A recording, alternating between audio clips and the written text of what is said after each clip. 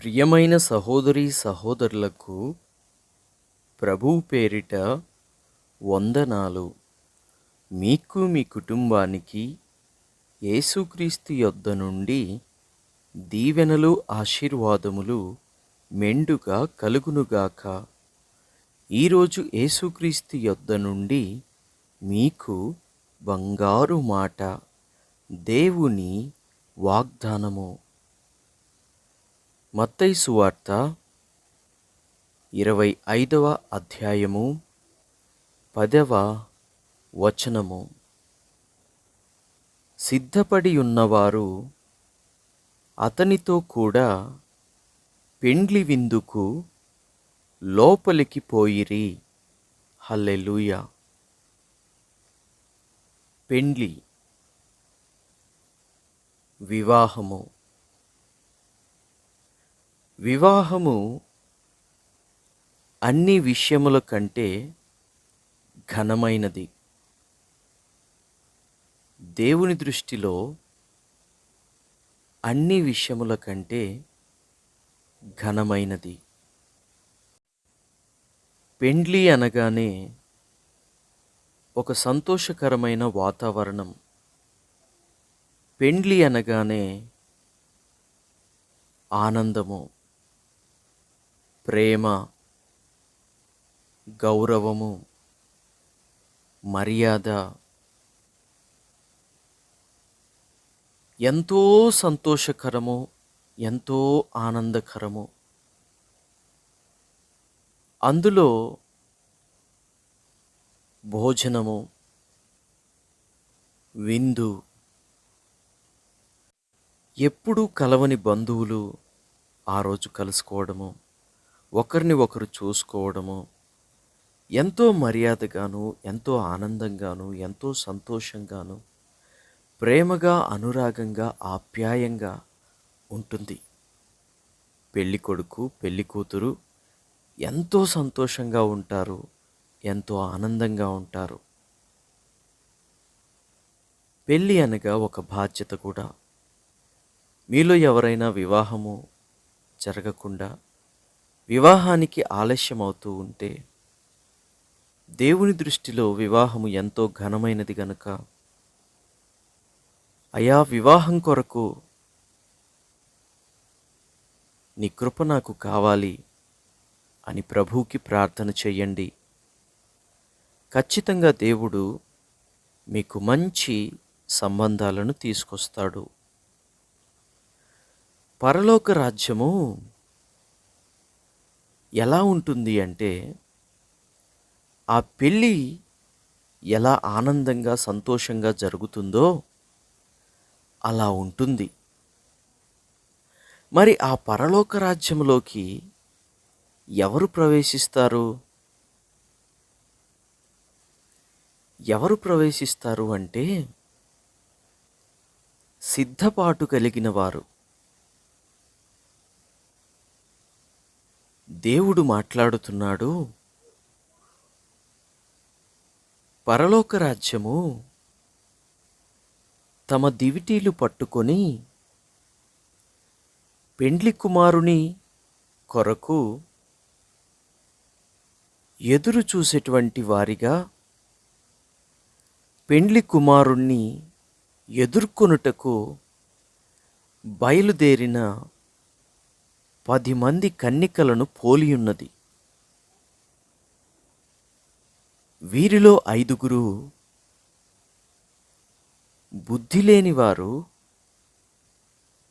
5గురు బుద్ధి కలిగిన వారు. బుద్ధి లేనివారు తమ దివిటీలు పట్టుకొని తమతో కూడా నూనె తీసుకొని పోలేదు.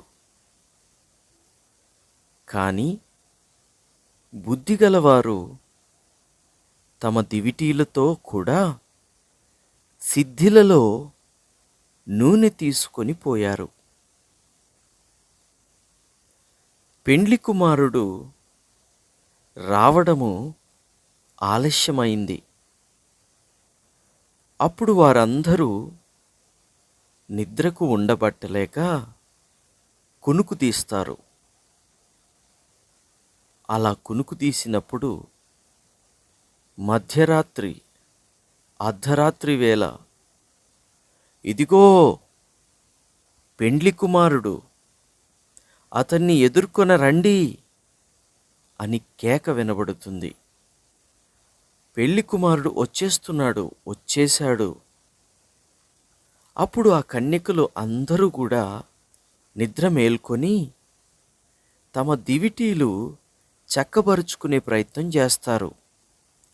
దివిటీలు అంటే వెలుగునిచ్చేవి. వారి చేతిలో వెలుగును సిద్ధపరుచుకుంటున్నారు. దివిటీలు వెలగాలి అంటే నూనె కావాలి. దివిటీలు వెలగడానికి నూనె ప్రాముఖ్యము. బుద్ధి కలిగిన కన్యకలు 5 నూనె సరిపోయేంత తెచ్చుకున్నారు. కానీ బుద్ధి లేని కన్యకలు నూనె ఎంత ఉందో, ఎంత కావాలో చూసుకోకుండా వచ్చేశారు. కానీ బుద్ధిగల కన్యకలు అలా కాదు. ఎంత నూనె ఉంది, ఎంత నూనె పడుతుంది, ఇంకా ఎంత నూనె కావాలి అని నూనె ఎక్కడుంది దాన్ని తెచ్చుకొని సిద్ధపడి పెళ్లి కుమారుణ్ణి ఎదుర్కోవడానికి వచ్చారు. వీరు మధ్యరాత్రి వేళ నిద్రపోవడం వలన నూనె అధికముగా అయిపోయింది. కానీ సిద్ధపడిన వారు ఎక్కువగా తెచ్చుకున్నారు. సిద్ధపడని వారు ఎంతుందో, ఎంత కావాలో ఏమీ ఆలోచించకుండా, నూనె ఎక్కడ దొరుకుతుందో ఆలోచన లేకుండా నూనె తీసుకొని రాకుండా వచ్చేశారు. పెళ్లి కుమారుడు వచ్చి కేక వినబడినప్పుడు వారు లేచి సిద్ధపడ్డారు. అలా సిద్ధపడినప్పుడు బుద్ధి కలిగిన కన్యకల దగ్గర నూనె చాలా ఉంది. వారి దివిటీలు వెలుగుతూ ఉన్నాయి. కానీ బుద్ధి లేని కన్యకలు వారు తెచ్చిన నూనె ఎంతుందో వారికి తెలియదు గనుక దివిటీలు ఆరిపోయాయి. దివిటీలు ఆరిపోయి చీకటి కమ్మింది. వారి దీపాలు ఆరిపోయాయి.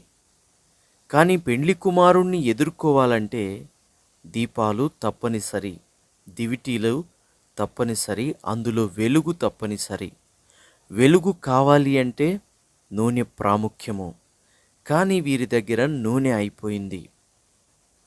అప్పుడు ఈ కన్యకలు అంటున్నారు, బుద్ధి లేని ఆ కన్యకలు బుద్ధిగల కన్యకలతో అంటున్నారు, మా దివిటీలు ఆరిపోవుచున్నవి కనుక మీ నూనెలో కొంచెము మాకియుడి అని బుద్ధిగల కన్యకలను అడుగుతారు. అందుకు బుద్ధిగల కన్యకలు, మాకును మీకును ఇది చాలదేమో, మీరు అమ్మవారి దగ్గరకు పోయి నూనె కొనుక్కోండి, నూనె కొనుక్కొని రండి అని చెబుతారు. వారు నూనె కొనబోవుచుండగా పెళ్లి కుమారుడు వస్తాడు. అప్పుడు సిద్ధపడి ఉన్నవారు అతనితో కూడా పెండ్లి విందుకు లోపలికి పోతారు. అందరూ లోపలికి వెళ్ళిన తరువాత తలుపు వేయబడుతుంది. ఆ తర్వాత తక్కిన కన్యకలు వచ్చి, అయ్యో అయ్యో మాకు తలుపు తీయండి అని అడుగుతూ ఉంటారు. కానీ ఎవ్వరూ తలుపు తీయరు. తలుపు తీయండి అని అడుగుతూ ఉంటారు. కానీ అప్పుడు ఆ పెళ్లి కుమారుడు, మిమ్ముల్ని నేనెరుగను అని మీతో నిశ్చయముగా చెప్పుచున్నాను అని ఆ బుద్ధి లేని కన్యకలకు జవాబిస్తాడు. వింటున్న ప్రియ సహోదరి సహోదరులారా, అప్పుడు ఆ బుద్ధి లేని కన్యకలు విందుకు వెళ్ళరు. లోపల విందు జరుగుతూ ఉంటే బయట, గేటు బయట, తలుపుల బయట ఉండిపోతారు.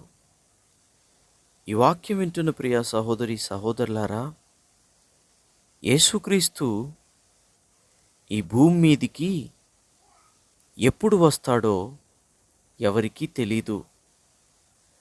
దేవుడు ఆలస్యం చేస్తున్నాడని చెప్పి నీ హృదయంలో ఉండవలసిన నూనె అనగా పరిశుద్ధత, పవిత్రత, దేవుని వాక్యము, భక్తి, రక్షణ, ఇవన్నీ నూనెకు సాదృశ్యము. పరిశుద్ధత,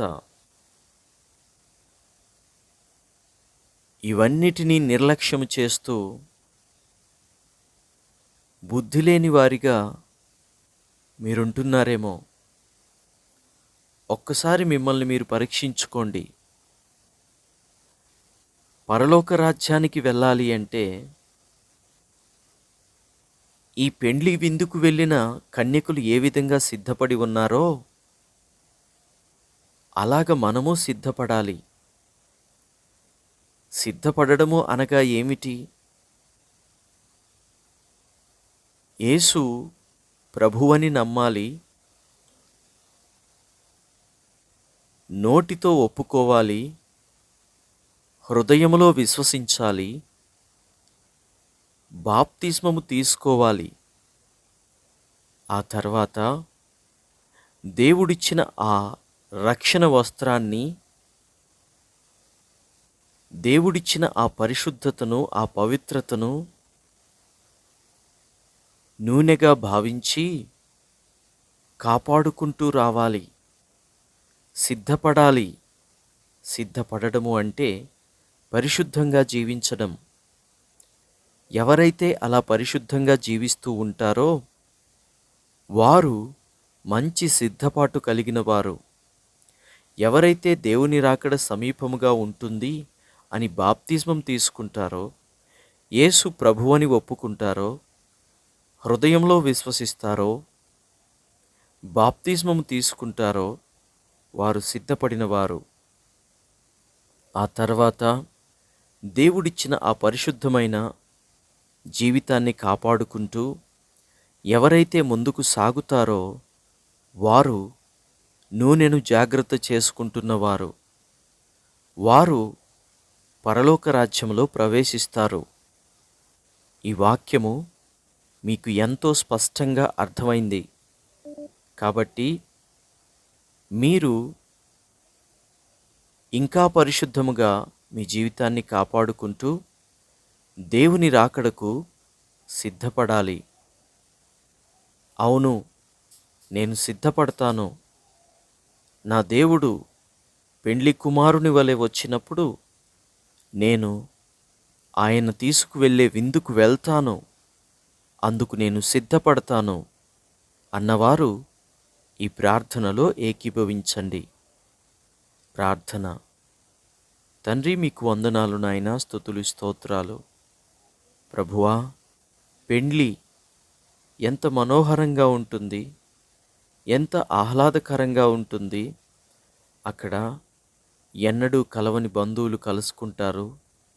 పెండ్లి కుమారుడు, పెండ్లి కుమార్తె మధ్య ప్రేమ వికసిస్తుంది. అందరితో కలిసి ఆనందంగాను సంతోషంగాను గడిపేటువంటి క్షణాలు అందులో దొరుకుతాయి. తర్వాత చక్కటి విందు ఉంటుంది. ఆ తర్వాత ఎంతో సంతోషాన్ని కలిగించేటువంటి విధానములో పెండ్లి మొదలుకొని పెండ్లి ముగింపు వరకు జరుగుతుంది.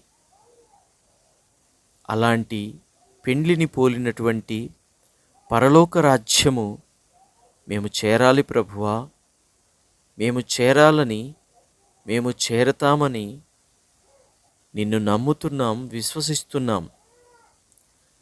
నీవు ప్రభువని ఒప్పుకుంటూ, హృదయంలో విశ్వసిస్తూ, బాప్తిస్మము తీసుకుంటూ, నువ్విచ్చిన రక్షణను, పరిశుద్ధతను కాపాడుకుంటూ, తండ్రి నీ రాకడకు కనిపెట్టుకొని